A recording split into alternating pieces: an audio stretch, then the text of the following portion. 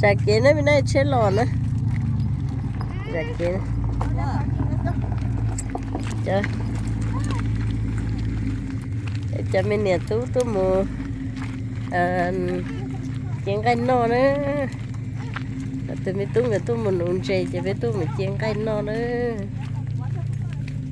biết tú bỏ lên nó lanh xem tôi cho nó mấy lúc bà đây lo cho nó lanh tôi uống chè này nó nữa nó giờ tôi thơ rồi với tôi cho nữa cho mình tú mà lấy những tôi tua đấy chỉ mà tôi bé gì bé nhỏ tôi thơ rồi xem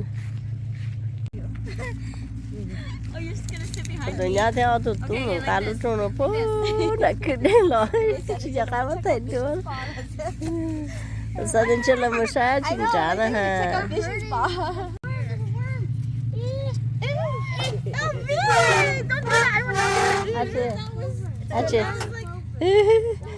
Please don't do that. I will not be able to eat. Bây giờ tiếng cái là đứa phần chứ nó đâu đấy. I was like, that looks like. But I saw the fish. Chị mới xía lại con trai thì lại chị mới xía. Please don't show me ones. I won't be able to eat. I'll go crazy. Here, you eat the dinosaur. Cho nên chị nuôi nhọn trên này nuôi cho na mày tu. Cho na ta hiểu. Tôi like con đâu. What's that? Clover. Ready to go down fish? Yeah. Not yet. You get your rod right here. Có phải thế mà. There's fruit punch in Phải nuôi trên phố đặt nó nữa. Fruit punch in here.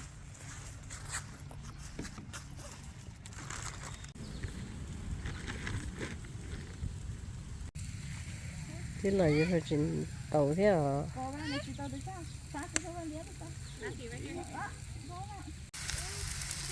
Cái con nuôi trên sẽ với chủ chiên ngay nó thế nữa. You do that? You don't take Are you just hungry? I'm sorry.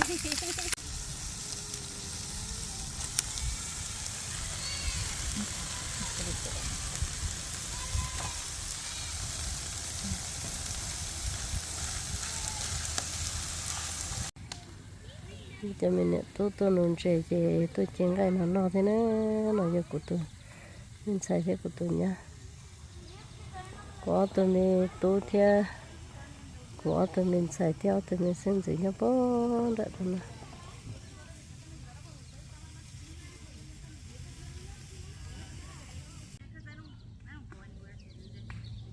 rồi tôi mình tôi nhỏ lên nó thì cá xé này You want to knock it?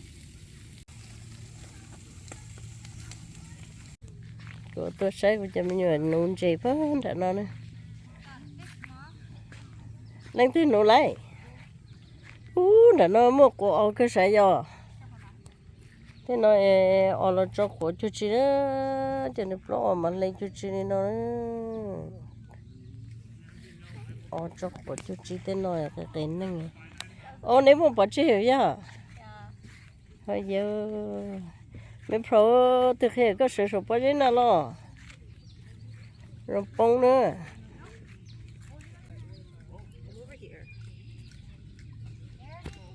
tôi ngon sợ tôi nuôi trẻ mình tuân sẽ có tôi đừng trẻ đâu là sao bà đây nó lo cơn cổ thế nữa mà mình chẳng coi nhau đâu bố bên nó thế nếu chơi bom bể thế là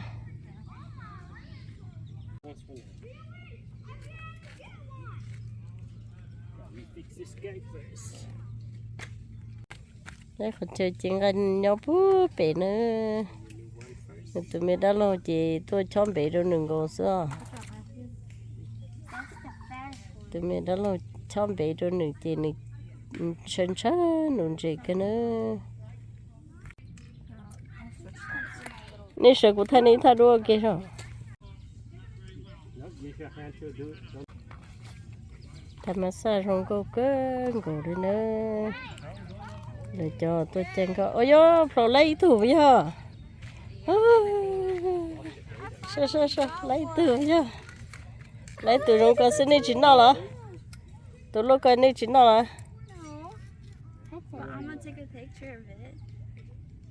của tôi thay lấy cỏ mà It's my first fish. ở trong có lúc phùng phùng hết đây à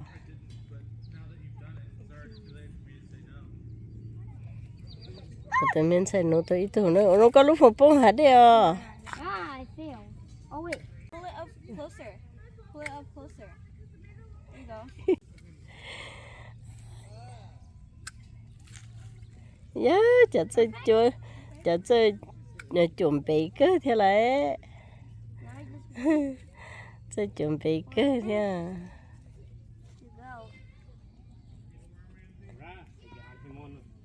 ô chà có họ lấy thứ nào tôi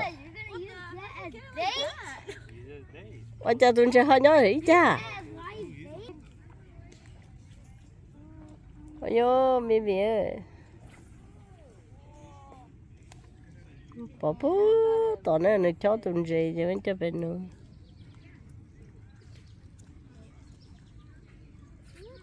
rồi nữa này mà cũng chết chết nên nụ gì liệu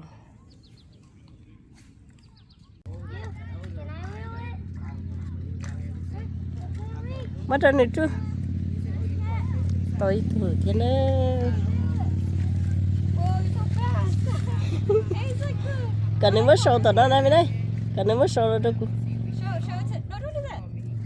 Show it to grandma. yeah tụi mình tu tới tu thì ôi ôi ôi No, don't do that. trong xe cười là tới tu nè rồi xe cân cầu nè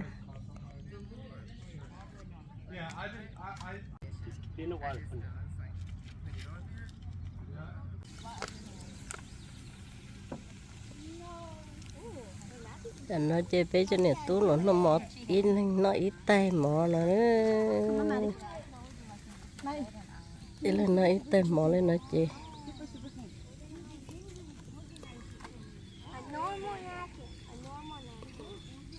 cho nó bé là nó mỏ này nó ta chỉ bé nhau ít bé chỉ bé mặt bạch chế nữa còn nó trốn tọt chế đấy cái thiên này tụi tú là nó mọt ta chỉ tí nó đã có một nông chế xí nữa ở tụi tú nhau đặt nó đấy cái chế tôi bù kia để lấy đi nó nhỏ nữa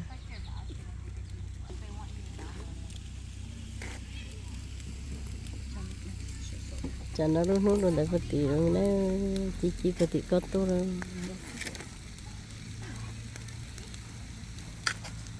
tụi mình sẽ chỉ chính cái gì bên nó ta chỉ chọn là này mà hắn nó nữa cái con rồi chế rồi sát bên này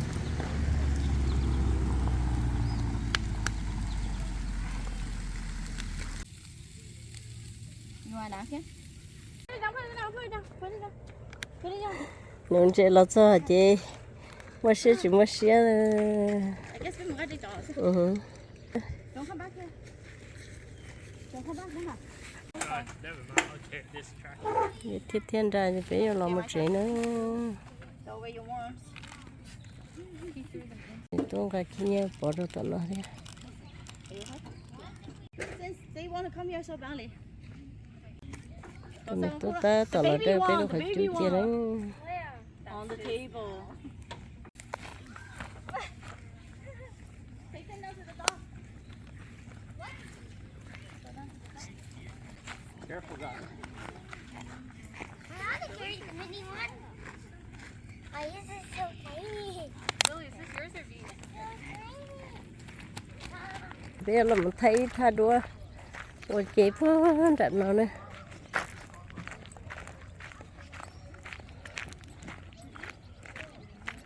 Can you see me? Oh, her. No, I'm doing you.